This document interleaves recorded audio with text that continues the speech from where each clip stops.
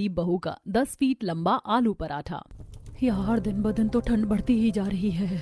पूरी रात ठीक से सो भी नहीं सकी। मेरा भी यही हाल था भाभी, पूरी रात नींद नहीं आई। एक तो हमारे पास पुरानी रजाई है, ऊपर से चटाई पर सोना पड़ता है। फर्श भी बहुत ठंडा लगता है। चूल्हे के सामने बैठकर दोनों बात करती हुई चाय बना रही थी ताकि उसकी आग से उन्हें थोड़ी राहत मिल सके। पायल सबको चाय देती है तब अरे जरा और पतली चाय बनाकर दे देती हमें। अजी भला मैं और करती भी क्या, घर में दूध भी नहीं है। एक पाव दूध लाई थी, उसमें कितना ही ज्यादा मैं काम चला लूंगी। अभी तो घर में दाल भी खत्म होने लगी है। एक मुट्ठी दाल मुश्किल से बची है। सही बात है बेटा, बहू तो अपनी तरफ से वैसा ही करती है जैसा उसे मिलता है। ये बात जानकर रोहन चुप हो जाता है और चुपचाप वही पतली सी चाय पी लेता है। उसके बाद पायल सभी के लिए पतले से चावल दाल बना देती है और वही खाकर सब अपने काम पर चले जाते हैं। बच्चे भी स्कूल में चले जाते हैं। थोड़ी देर बाद जब स्कूल में लंच होता है तो सब बच्चे अपना अपना टिफिन खोलते हैं। चिंटू और पिंकी अपना टिफिन देखते हैं तो उनका मुंह बन जाता है। आज तो मम्मी ने हमें बासी रोटी और दाल दे दी है। मेरा तो ऐसा खाना खाने का बिल्कुल भी मन नहीं कर रहा है। उनका टिफिन देखकर बाकी बच्चे मजाक उड़ाते हुए हंसते हैं। देखो ये गरीब टीचर फिर से वही पतली सी दाल और बासी रोटी लेकर आ गए। अरे उनके घर में तो कभी कुछ और बनता ही नहीं है। वही तो, हमें देखो हमारी मम्मी कितनी अच्छी है, हर रोज हमें अलग अलग तरह का खाना बना कर देती है। और आज तो मेरी मम्मी ने मुझे आलू के पराठे बना कर दिए हैं। और मेरी मम्मी ने मुझे मेथी के पराठे बना कर दिए हैं। वो बच्चे चिंटू और पिंकी को चिढ़ा चिढ़ाकर पराठे खा रहे थे, जिसे देखकर दोनों बच्चे बहुत उदास हो जाते हैं और चुपचाप भूख में वही बासी रोटी दाल खा लेते हैं। शाम को दोनों बच्चे ठंड में कांपते हुए घर आते हैं। हो मम्मी बहुत ठंड लग रही है, इस फटी जर्सी पे तो ठंड भी नहीं रुकती। हाँ मम्मी, बाहर इतनी तेज हवा चल रही थी। छी, हमारे पास तो टोपे भी नहीं है। मेरे तो सर्दी की वजह से सर में दर्द भी हो जाता है। बच्चों, तुम दोनों जल्दी से बिस्तर में बैठ जाओ, मैं तुम्हारे लिए गर्म पानी करके लाती हूँ। दोनों बच्चों को पायल गर्म पानी करके देती है ताकि उनके शरीर में थोड़ी सी राहत मिल सके। और जब दोनों बच्चों को थोड़ा सा ठीक महसूस होता है और जब पायल उन्हें सूखे दाल चावल देती है तब वो कहते हैं, मम्मी कभी तुम भी हमारे लिए आलू के पराठे क्यों नहीं बनाती हो? बिल्कुल, रोज रोज हमें यही सूखे दाल चावल खाने को दे देती हो। मुझे तो अब ये दाल बिल्कुल भी अच्छी नहीं लगती। मुझे नहीं खाना था गंदा खाना। नहीं बेटा, ऐसा नहीं बोलते। इस तरह खाने का अनादर नहीं करना चाहिए। अभी जो बना है खा लो, मैं कभी तुम्हारे लिए बाद में आलू के पराठे बना दूंगी। थोड़ी देर तक तो बच्चे खाना नहीं खाते, लेकिन बाद में भूख लगने पर पड़ता है। इस तरह दिन गुजर रहे थे। ठंड बढ़ती जा रही थी, जिससे घर वालों को बड़ी परेशानी हो रही थी। अरे मुझे बहुत ठंड लग रही है, रजाई में भी ठंड नहीं रुक रही। हाँ जी, बिल्कुल सही कहा। आज तो बहुत ज्यादा ठंड है, मुझे भी कपकपी चढ़ रही है। दोनों ही ठंड में बहुत ज्यादा कांप रहे थे। वहीं दूसरी तरफ पायल और रिया को भी बहुत सर्दी लग रही थी। तब मैं अभी बाहर से आग लेकर आती हूँ। पायल एक तसले में थोड़ा सा कोयला रख देती है और उसमें उपलों को भी जलाकर रख देती है। कमरे में रखने के बाद कमरे में थोड़ी बहुत गर्मी होना शुरू होती है। अब जाकर जरा राहत मिल रही है। सच में बिना गर्म कपड़ों के तो सर्दी काटना बहुत मुश्किल हो जाता है। उन्हें सर्दी का भी सामना करना पड़ रहा था। एक दिन घर में अन्न का एक दाना तक नहीं बचा था। अब क्या करूं, घर में तो खाना ही नहीं बचा है। एक काम कर बेटा, दुकानदार से राशन लिया, 1-2 दिन में उसके पैसे दे देंगे। पायल ठंडी हवा में कांपते हुए घर से बाहर जाती है और दुकानदार के पास जाकर, लो जी, फिर से मेरे पास आ गए भिखारी। बोल अब क्या चाहिए तुझे? मुझे थोड़ा सा आटा, दाल, चावल दे दीजिए। अरे मैंने क्या यहाँ पर सामान को फ्री में बांटने के लिए इस दुकान को खोला है, जो तुम हर रोज मुंह उठाकर यहाँ पर बिना पैसों के कुछ मांगने आ जाती हो? कृपया करके आज दे दीजिए। सुबह से बच्चों ने कुछ नहीं खाया। हम 1-2 दिन में ही आपको आपके पैसे लौटा देंगे। हाँ ठीक है, ज्यादा कुछ नहीं, मैं सिर्फ 1 किलो आटा दूंगा अभी के लिए। जी ठीक है। आटा लेने के बाद पायल घर वापस आ जाती है, जहाँ पर बच्चे भी ठंड में कांपते हुए खाने का इंतजार कर रहे थे। मम्मी क्या आप हमारे लिए आज आलू के पराठे बना रही हो? हाँ मम्मी, आज तो आप दुकान से भी सामान लेकर आई हो। नहीं बेटा, मैं ज्यादा कुछ नहीं लेकर आई, बस मुझे आटा ही मिला। अभी मेरे पास तेल और आलू खरीदने के पैसे नहीं है। मैं तुम्हें बाद में बनाकर खिला दूंगी। बस ऐसे ही कहती रहती हो आप, कतली मम्मी हो, मैं नहीं खाना अब। सच में दूसरों के मम्मी पापा उनको इतनी अच्छी अच्छी चीज खिला दे, लेकिन हमें तो ठीक से खाना भी नहीं खिलाया जाता। सुबह से भूखे बैठे थे, बस एक आलू के पराठे खाने के लिए भी इतना ज्यादा तरसा दिया है। गुस्सा होकर दोनों बच्चे बाहर आंगन में चले जाते हैं। वहीं दूसरी तरफ घर में ये सब देखकर पायल की आंखें नम हो जाती हैं। मैं क्या करूं? मेरी किस्मत इतनी खराब है, मैं अपने बच्चों को एक बार आलू के पराठे तक नहीं खिला सकती। कितनी मजबूर माँ हूं मैं। सच में बहू, पता नहीं कब जाकर हमारे घर के हालात सुधरेंगे, बड़ी मुसीबत होती है। तभी उनका दोस्त वहां आता है, जो हाथ में आलू के पराठे को मोड़कर खाता हुआ वहां आ रहा था। और तुम दोनों कौन सा गेम खेल रहे हो? मोनू उनसे सवाल पूछता है, लेकिन दोनों का ही ध्यान उसके आलू के पराठे की तरफ था। दोनों बड़ी लालसा से उसकी तरफ देख रहे थे और उसके मुंह से लार बह रही थी। अरे तुम दोनों ऐसे भूत बनकर क्यों खड़े हो गए? मैं तुम दोनों से बात कर रहा हूँ। अब क्या मेरे आलू के पराठे पर भी नजर लगा दोगे? गरीब लालची कहीं के, छोड़ो मुझे, तुम्हारे साथ खेलना ही नहीं है। इतना कहकर वो बच्चा वहां से चला जाता है और चिंटू और पिंकी की आंखों में आंसू आ जाते हैं। ये सारा नजारा पायल अपनी आंखों से देखती है तो उसकी आंखों में भी आंसू आने लगते हैं। वो चुपचाप घर के अंदर वापस आ चली जाती है और जब शाम को रोहन घर वापस आता है तो यार बाहर तो बहुत ठंड है, लेकिन घर में इस आग की वजह से थोड़ी बहुत राहत मिल रही है। वरना इस फटी स्वेटर में हर रोज काम पर जाना पड़ता है, हालत खराब हो जाती है। हाँ बेटा, आज यहाँ तसले में आग के पास बैठ जा। पायल सबके लिए चूल्हे पर रोटी बना रही थी, वहीं दूसरी तरफ सभी आग सेंक रहे थे। पायल खाने में सबको सूखी रोटी दे देती है। आज रोटी है बस, खाने के साथ दाल तो दे देती। घर में राशन खत्म हो गया था, आटा भी उधार लेकर आई हूँ। दुकानदार ने और कुछ उधार पर देने से मना कर दिया। शुक्र मनाओ कि कम से कम रोटी तो मिल रही है। हाँ बेटा, तू बहू को थोड़े पैसे दे दे ताकि वो थोड़ा राशन खरीद सके। अभी कहाँ माँ, अभी तो पगार मिलने का टाइम दूर दूर तक नजर नहीं आ रहा है। समझ नहीं आ रहा सब कैसे होगा, बड़ी परेशानी है। ये बात सुनकर सभी चुप हो जाते हैं और चुपचाप 2 सूखी रोटी खाकर सो जाते हैं। अगले दिन सुबह जब पायल बाजार जा रही थी तब रास्ते में उसे एक इश्तिहार नजर आता है। इस ढाबे में एक खाना बनाने वाले की जरूरत है। क्यों ना मैं यहाँ पर काम करना शुरू कर दूं। अगर काम करूंगी तो परिवार को सहारा दे पाऊंगी। एक बार अंदर जाकर बात करके देख ही लेती हूँ। पायल उस ढाबे के अंदर जाती है जहाँ ढाबे की मालकिन बैठी हुई थी। जी बताइए, क्या खाना है आपको? दरअसल मैं यहाँ खाना खाने नहीं आई हूँ, मैं यहाँ पर बाहर लगा इश्तिहार देखकर आई हूँ। ओह अच्छा, तो तुम यहाँ काम की तलाश में आई हो। देखो, पहले मैं तुमसे खाना बनवा कर देखूंगी। अगर 2-3 दिन मुझे लगा कि तुम ठीक से काम कर रही हो तभी काम मिलेगा, और साथ में तुम्हें यहाँ बर्तन भी साफ करने होंगे और साफ सफाई का भी काम करना होगा। जी ठीक है, मैं आज अपने घर पर बात कर लूंगी और कल आपको आकर बता दूंगी। इतना कहकर पायल वहां से वापस अपने घर आ जाती है और घर आने के बाद सबको ये बात बताती है। लेकिन वो महिला तुमसे कुछ ज्यादा ही काम नहीं करवाएगी। खाना बनाना, बर्तन साफ करना और साफ सफाई करना तुम्हारे लिए बहुत ज्यादा हो जाएगा। अजी मुझे काम कर लेने दीजिए। वैसे भी हमारे घर में बहुत परेशानी चल रही है। इस तरह तो हम कभी भी अपने घर की समस्या को दूर नहीं कर पाएंगे। वैसे तो हम चाहते नहीं बहू की तू बाहर जाकर काम करे, लेकिन मुझे भी इसके अलावा और कोई रास्ता नजर नहीं आ रहा। और रही बात घर के काम करने की, तो उसकी चिंता आप मत करना भाभी, मैं हूं ना, घर पर मैं सब संभाल लूंगी। अब आप घर का और बाहर का काम एक साथ नहीं कर पाओगी, बहुत ज्यादा परेशानी होगी आपको। इस तरह अपने घर का काम की बात करने के बाद अगले दिन पायल ठंड में सुबह सुबह ठिठुरते हुए ढाबे पर पहुंचती है। अच्छा तुम आ गई, अब चलो जल्दी से शुरू हो जाओ। सबसे पहले ढाबे की अच्छे से साफ सफाई करो। अब पायल सबसे पहले ढाबे की साफ सफाई करना शुरू करती है। वहां पर वो झाड़ू लगाकर पोछा लगाती है और उसके बाद सभी टेबल को साफ करती है। सफाई का काम खत्म होने के बाद वहां पर ग्राहक आना शुरू होते हैं और सब अपना ऑर्डर देते हैं। तब अब ग्राहक आना शुरू हो गए, आप जल्दी से खाना बनाना शुरू कर दो। तुम्हें सबसे पहला आलू के पराठे बनाने होंगे। जी ठीक है। उसके बाद पायल ढाबे की रसोई में जाकर आलू के पराठे बनाना शुरू कर देती है। तब सुनीता वहां आती है। अरे जल्दी जल्दी हाथ चला, इतनी धीरे धीरे काम क्यों कर रही है? जी मालकिन, बस बन गया है। और साथ में दाल रोटी बनानी है, जल्दी कर। उसके बाद पायल पहले आलू का पराठा, उसके बाद दाल रोटी बनाकर सभी ग्राहकों को खाना परोसती है। सभी ग्राहक खाना खाते हैं तो उन्हें बहुत अच्छा लगता है। अरे भाई, ये आलू का पराठा तो बहुत स्वादिष्ट है, इसे खाकर तो मजा आ गया। इससे स्वादिष्ट आलू का पराठा तो मैंने अभी तक नहीं खाया। अरे भाई बिल्कुल सही कहा, ये आलू का पराठा सच में बहुत स्वादिष्ट है। जी शुक्रिया।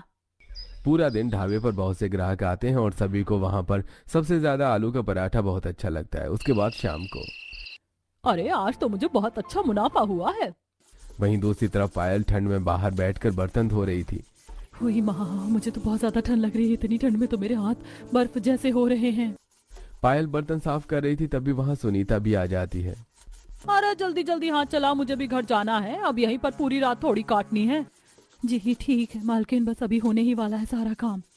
और मुझे तेरा काम अच्छा लग रहा है। कल से तुझे यहाँ पर जल्दी आकर काम करना है। जी शुक्रिया मालकिन। इस तरह पायल काम खत्म करने के बाद रात को ठंड में ठिठुरते हुए घर वापस आती है। घर आने के बाद वो बहुत ज्यादा थक गई थी। रिया उसे गर्म पानी लाकर देती है। लो भाभी, गर्म पानी पी लो, ठंड में थोड़ी राहत मिलेगी। पायल आग के सामने बैठकर गर्मा गर्म पानी पीती है और उसके बाद सभी बैठकर सूखे दाल चावल खा रहे थे। मम्मी आप तो आज काम करने गई थी, फिर भी हमें सूखे दाल चावल खाने पड़ रहे हैं। आपने कहा था कि काम करने के बाद आप हमें आलू के पराठे खिलाओगी। हाँ बिल्कुल मम्मी, हमें भी खिला दो।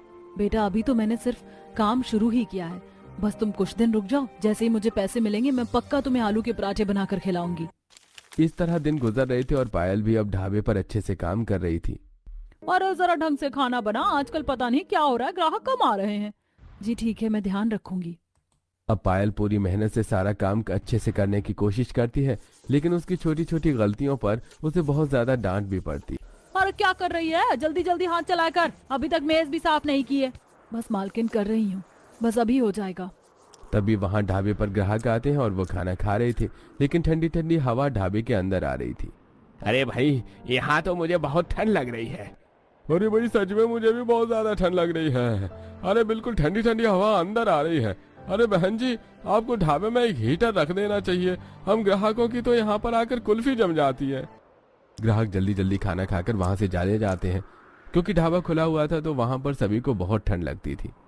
पता नहीं लोगों के भी आजकल बहुत नखरे हैं, हर चीज में कमी निकालते रहते हैं। कभी कहते हैं ठंड लग रही है, कभी कुछ कहते हैं कि कुछ हो रहा है। अब इनके लिए हीटर भी लगा दो, बड़ी डिमांड करते हैं आजकल सब लोग। थोड़ा बहुत भी एडजस्ट नहीं कर सकते।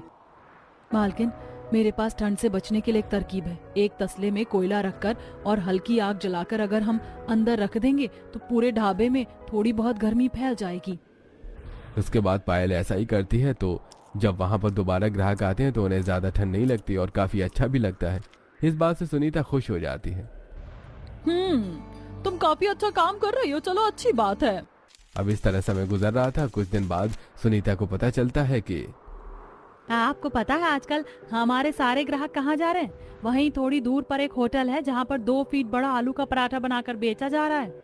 क्या कहा? सच में 2 फीट बड़ा आलू का पराठा बनाकर बेचा जा रहा है? बिल्कुल सही कहा, इसीलिए ज्यादा ग्राहक वहाँ पर जा रहे हैं। अगर तुम भी 2 फीट बड़ा आलू का पराठा बनाकर बेचोगी तो अच्छा रहेगा।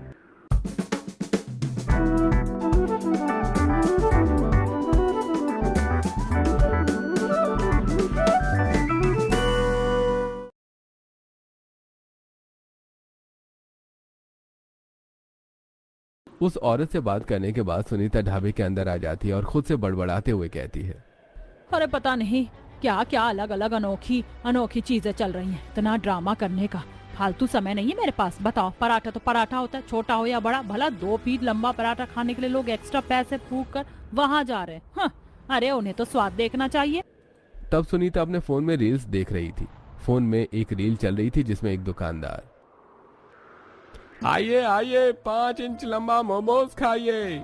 जो ये पूरी प्लेट मोमोज के आधे घंटे में खा लेगा उसे हम 5,000 रुपए इनाम देंगे। ये रील देखकर सुनीता हैरान हो जाती है। बताओ, अब मोमोज भी इतने बड़े बनाने लगे। पता नहीं दुनिया में क्या क्या चल रहा है। उस रील को हटाकर सुनीता फोन आगे चलाती है, तब उसके सामने एक और रील आती है। आइए आइए हमारे यहाँ आकर 6 फुट बड़ा डोसा खाइए। एक बार खाएंगे तो बार बार आएंगे।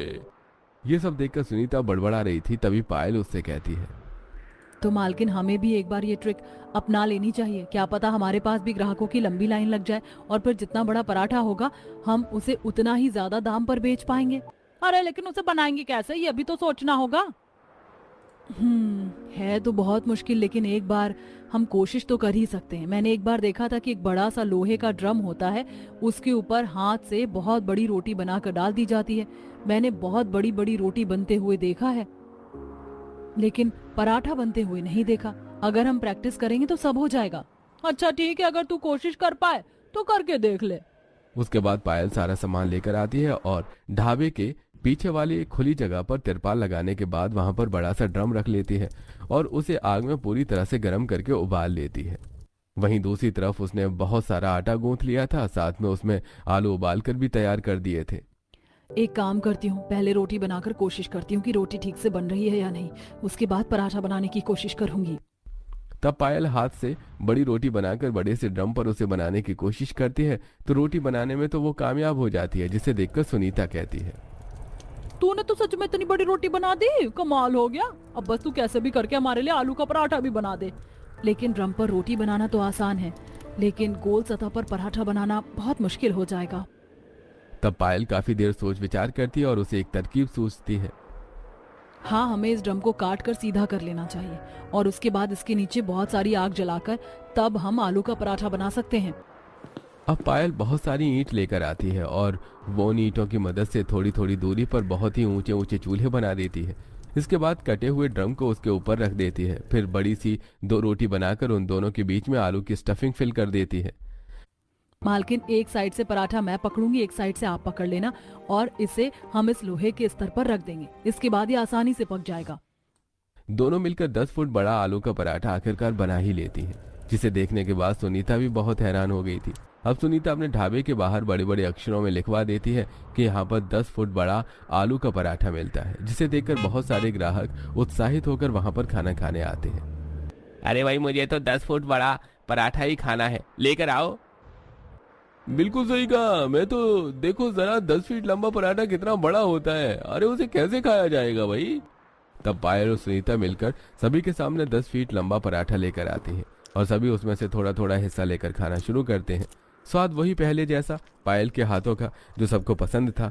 लेकिन सबसे अनोखी बात कि वो पराठा बहुत बड़ा 10 फीट लंबा था, जिसे देखने के लिए अब दूर दूर से ग्राहक आ रहे थे और सुनीता का ढाबा बहुत अच्छा चल रहा था। तूने तो मुझे खुश कर दिया, ले आज तेरी पगार। मालकिन, मैं कह रही थी कि अब तो हमारा 10 फीट लंबा पराठा भी बहुत ज्यादा अच्छी तरीके से बिक रहा है, तो क्या आप मेरी थोड़ी सी पगार बढ़ा सकती हैं? अरे पहले गांव बसा नहीं और तुम मांगने आ गए, जरा थोड़ा सा तो सब्र रखा होता। अभी से मैं तुम्हारी पगार कैसे बढ़ा सकती हूँ, और भी तो बहुत से खर्चे होते हैं ढाबा चलाने के लिए। सुनीता पायल को गुस्से से खरी खोटी सुना देती है और पायल उसके बाद कुछ नहीं कहती और अपनी पगार लेकर घर वापस आ रही होती है। तब वो, मुझे 2 किलो आलू दे दीजिए और उसके साथ 1 किलो प्याज, आधी किलो हरी मिर्च। जी, अभी दे देता हूँ। सारी सब्जी लेने के बाद पायल घर वापस आ जाती है। देखो बच्चों, आज मैं तुम सबके लिए आलू के पराठे बनाने वाली हूँ। ये बात सुनकर दोनों बच्चे खुश हो जाते हैं और पायल के पास दौड़ कर आते हैं। क्या सच में मम्मी, आज आप हमारे लिए आलू के पराठे बना रही हो? हाँ बिल्कुल, तुम दोनों आराम से बैठ जाओ और मैं तुम्हारे लिए आलू के पराठे बना रही हूँ। अब पायल सबसे पहले आटा गूंथती है और उसने चूल्हे पर आलू उबालने के लिए रख दिए थे, जिसके बाद रिया आलू छील रही थी और फिर पायल उसका मसाला तैयार करके सभी को आलू के पराठे बनाकर खिलाती है। सच में तुमने तो बहुत स्वादिष्ट आलू के पराठे बनाए हैं। हाँ मम्मी, आलू के पराठे बहुत स्वादिष्ट है, खाकर मजा आ गया। हाँ मम्मी, मुझे भी आलू के पराठे बहुत स्वादिष्ट लग रहे हैं। अरे सच में इतने समय बाद कुछ अच्छा खाने को मिल रहा है, वरना वही सूखी दाल रोटी चावल खाकर मैं तो बहुत पक गया था। अच्छा बेटा, तू हर रोज वहाँ पर अब 10 फीट लंबा आलू का पराठा बनाती है, उसमें तेरी बहुत मेहनत लगती होगी। तूने अपनी मालकिन को बोला पैसे बढ़ाने के लिए? बोला तो था मम्मी जी, लेकिन मना कर दिया। आपकी मालकिन बहुत खड़ूस है भाभी, ऐसे तो काम नहीं चलेगा। अगर आप अलग से अपना काम शुरू कर दोगी तो बहुत अच्छा चलेगा। वैसे भी वो आपको बिना वजह परेशान करती हैं। मैं भी इस बारे में सोच रही थी, कुछ तो करना ही होगा।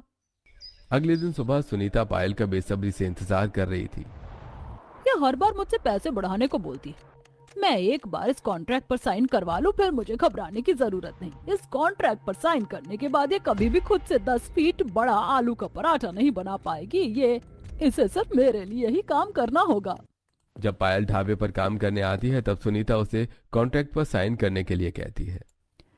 लेकिन इस पर मुझे साइन क्यों करना है? अरे हमें एक बहुत बड़े होटल से ऑर्डर आया है, हमें उसे पूरा करना है। अब पराठा तो तुम ही बनाती हो, तो साइन तो तुम्हें ही करना होगा ना। इसमें हमें बहुत मुनाफा होगा, मैं तुम्हें बहुत पैसे दूंगी, चिंता मत करो, बस तुम साइन कर दो। अब सुनीता पायल से साइन करवा लेती है और अपने ढाबे पर इसी तरह काम करवाती है। बल्कि अब सुनीता का व्यवहार पहले से भी और ज्यादा खराब होता जा रहा था और हर कोई वहां पर 10 फीट बड़ा आलू का पराठा खाने आ रहा था। सुनीता को तो बहुत मुनाफा हो रहा था, लेकिन वो पायल को बहुत कम पैसे दे रही थी। आपने मुझसे कहा था कि आप मेरे पैसे बढ़ा देंगी, लेकिन आप तो मेरे साथ और ज्यादा बुरा व्यवहार कर रही हो। बस बहुत हुआ, अब मैं आपके साथ और काम नहीं करूंगी, मैं अपना काम खुद शुरू करूंगी। पायल की यह बात सुनकर सुनीता जोर जोर से हंसने लगती है। लगता है तुम्हें पता नहीं, लेकिन तुम ऐसा नहीं कर सकती। किसने कहा कि मैं ऐसा नहीं कर सकती? क्योंकि मैंने तुमसे जिस कॉन्ट्रैक्ट पर साइन करवाए थे उसमें ऐसा लिखा था कि तुम 10 फीट बड़ा पराठा सिर्फ मेरे ढाबे के लिए बना सकती हो, खुद से नहीं बना सकती। अगर तुमने ऐसा किया तो तुम्हें मुझे 2 लाख रुपए फाइन देना होगा। ये बात सुनकर पायल के पांव तले जमीन खिसक जाती है। क्या कहा? लेकिन आप मेरे साथ ऐसा नहीं कर सकती। बिल्कुल, मैं तुम्हारे साथ कुछ भी कर सकती, इसलिए चुपचाप अपना काम करो, वरना मैं तुम्हें छोड़ूंगी नहीं। बेचारी पायल उदास होकर फिर से 10 फीट बड़ा पराठा बनाना शुरू करती है। उसकी आंखों से आंसू बह रहे थे। हे भगवान, कौन सी मुसीबत में फंस गई हूँ मैं। मेरे साथ बहुत गलत हो रहा है, मेरी मदद करो। मेरे साथ धोखा हुआ है, लेकिन मैं इतनी आसानी से हार नहीं मानूंगी। पायल 10 फीट बड़ा पराठा बनाती है और ग्राहकों को परोसती है। तभी वहां पर कुछ ऑनलाइन इन्फ्लुएंसर आते हैं और सुनीता से पूछते हैं, क्या ये आलू का पराठा आपने बनाया है? इसका इन्वेंशन आपने किया है? जी बिल्कुल, ये पराठा मैंने ही बनाया और उसके बाद मैंने मेरे ढाबे में काम कर रही लड़की को भी सिखाया। तो देखिए गाइस, यहाँ पर मिलता है पूरा 10 फीट लंबा आलू का पराठा। जिसे खाना है आप यहाँ आ सकते हैं। कुछ दिन बाद पायल को पगार मिलती है और इस बार तो सुनीता उसे पहले से भी कम पगार देती है। बस बहुत हो गया, अब मैं चुप नहीं बैठने वाली। मेरे साथ आप बहुत गलत कर रही हैं। अरे मैं तो तुझे तेरी औकात से ज्यादा दे रही हूँ, तुझे नहीं चाहिए तो चली जा यहाँ से। पायल गुस्से में घर आती है और सबको बात बताती है। बेटा चिंता मत कर, हम है ना तेरे साथ। बिल्कुल, हम तुम्हारे साथ तुम्हारा हक के लिए लड़ेंगे। उसने तुम्हारे साथ धोखाधड़ी की है, उसे सजा मिलनी चाहिए। पायल रोहन के साथ अपनी एक सहेली नेहा के घर जाती है और उसे सारी बात बताती है। मेरे पापा इसमें तुम्हारी पूरी मदद करेंगे पायल, तुम चिंता मत करो। देखो नेहा, मेरे पास अभी ज्यादा पैसे नहीं है, मैं इसीलिए अच्छा वकील नहीं कर सकती, लेकिन मैं धीरे धीरे करके तुम्हारे सारे पैसे चुका दूंगी। अरे पगली, कैसी बातें करती है? दोस्ती यारी में ये सब बातें काम नहीं आती। और मेरे पापा तो खुद एक बहुत बड़े वकील है, तुझे चिंता करने की कोई जरूरत नहीं है। इस तरह पायल अब कानून का सहारा लेती है। पायल, पापा ने कहा है कि कोर्ट में केस जाने से पहले तुम अपनी मालकिन की असलियत की रिकॉर्डिंग कर लो, ताकि हमारा केस और मजबूत हो सके। ये देखो, छोटा सा कैमरा है जो सबूत इकट्ठा करने में तुम्हारी हेल्प करेगा। पायल वो छोटा सा कैमरा अपने स्वेटर में लगाकर चली जाती है और सुनीता से पूछती है, आपने मेरे साथ इतना बड़ा धोखा क्यों किया? ये रेसिपी मेरी थी, सब कुछ मेरा था। मेरी सारी मेहनत करने के बाद मुझसे झूठ बोलकर कॉन्ट्रैक्ट साइन करवा लिया, जबकि मुझे पढ़ना लिखना भी नहीं आता। अरे इसमें इतना दिमाग लगाने वाली कौन सी बात है? मैंने ऐसा इसलिए किया था कि मुझे मुनाफा हो सके। अब मैं तुझे पैसे तो दे ही रही थी, लेकिन तुमने काम करने से मना कर दिया। क्योंकि मुझे इतनी मेहनत के सिर्फ 5,000 रुपए मिल रहे थे, जबकि आप मेरी मेहनत से सारा मुनाफा खुद कमा रही थी। पायल सारी बात उगलवाने के बाद छोटे से कैमरे में सब रिकॉर्ड कर लेती है और बाद में ये रिकॉर्डिंग इस केस में काम आती है। केस थोड़ा लंबा चलता है, लेकिन आखिर में पायल की ही जीत हो जाती है और सुनीता को उसके अच्छा खासा मोटा फाइन देना पड़ता है। इसके बाद भगवान का शुक्र है कि सब ठीक हो गया। अरे इतने सारे पैसों से तो बहू तू अपना खुद का भी ढाबा खोल सकती है। हाँ, लेकिन मुझे उसके साथ और कुछ भी करना है। पायल सबसे पहले अपने परिवार के लिए सर्दियों में एक अच्छा सा मोटा गरम गद्दा लेकर आती है और साथ में अच्छी खासी मोटी रजाई और सबके लिए बहुत सारे अच्छे स्वेटर भी लेकर आती है, जिसे पहनकर सब बहुत खुश होते हैं। मम्मी स्वेटर बहुत अच्छा लग रहा है और मुझे अब ठंड भी नहीं लग रही। हाँ मम्मी, और एक नए स्वेटर के साथ हमारे पास जुराबे और टोपी भी है। अब हमें फटे पुराने कपड़े नहीं पहनने होंगे। बिल्कुल बेटा। इस तरह पायल अब अपना खुद का एक ढाबा किराए पर ले लेती है और वहां पर 10 फीट बड़ा आलू का पराठा बेचना शुरू करती है, जिसके बाद सभी लोगों को सच पता चल जाता है कि पायल के साथ पहले बहुत बुरा हुआ। तब बहुत दूर दूर से ग्राहक उसका 10 फीट बड़ा पराठा खाने आते हैं और उसकी स्टोरी के बारे में जानते हैं। इतनी मुश्किल परिस्थिति में भी आपने हार नहीं मानी और सबको साबित कर दिया कि हमें अपने हक के लिए लड़ना चाहिए। जी बिल्कुल, जब भी हमारे साथ कहीं गलत होता है तो हमें चुप नहीं रहना चाहिए और उसके खिलाफ आवाज उठानी चाहिए। इस तरह पायल की कहानी सबके लिए बहुत ही इंस्पायरिंग स्टोरी बन जाती है। इसके बाद पायल खुशी खुशी अपने परिवार के साथ अपना ढाबा चलाती है और सभी को 10 फीट बड़ा पराठा बनाकर बेचती है, जिससे वो और भी ज्यादा मशहूर हो जाती है और काफी अच्छा मुनाफा कमाती है।